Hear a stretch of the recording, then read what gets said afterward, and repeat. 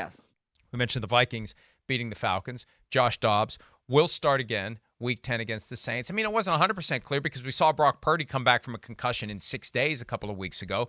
But Jaron Hall only had one drive to make a case for himself. Josh Dobbs comes in 4 days after getting there and is spectacular and is the man of the moment, the story of the league, or at least one of them. I mean, it was incredible to see what he did. Yeah.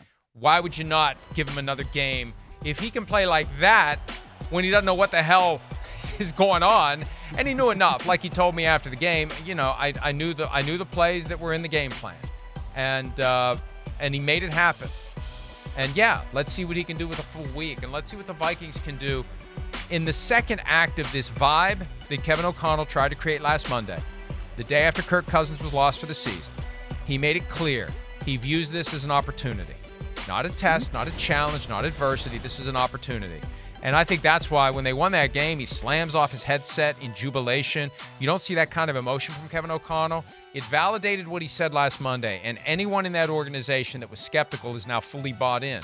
That's the momentum they take into this weekend's game against the Saints, and that's why it's a no-brainer that Josh Dobbs should get the start. Certainly. The Pastronaut, as the NASA Glenn Space Center dubbed him, recently. I love that nickname. I think it's a great nickname. And, it kind of reminded me of Baker Mayfield coming in last year for the Rams on Thursday Night Football, where it's like he barely has been in there. He comes in first drive, and then it's like, why in the world would we go to anybody else? He showed that he could competently come in here and be a guy within this offense, does something special to win the game in the fourth quarter. I thought it was a brilliant performance by Dobbs, a brilliant coaching job by Kevin O'Connell and the rest of that offensive staff. And so, yeah, look, if the playoffs started today, which fortunately they do not, the Vikings would be in. They're 5-4. They've got everything in front of them. And, we've seen, some cracks in the armor with Detroit. So who knows what's going to happen there, despite the fact that they only have 2 losses right now. But it's not like Minnesota was out of it by any means. They're gone on a winning streak now. They have righted the ship. And I think it's going to be fun to see what Kevin O'Connell and Josh Dobbs can do within the next few weeks. Saints, Broncos, Bears, Raiders, all games the Vikings should at least be competitive in. Got a chance to win all of them. Maybe we'll win 3 of them. If they only win 2 of them, that'll be a disappointment.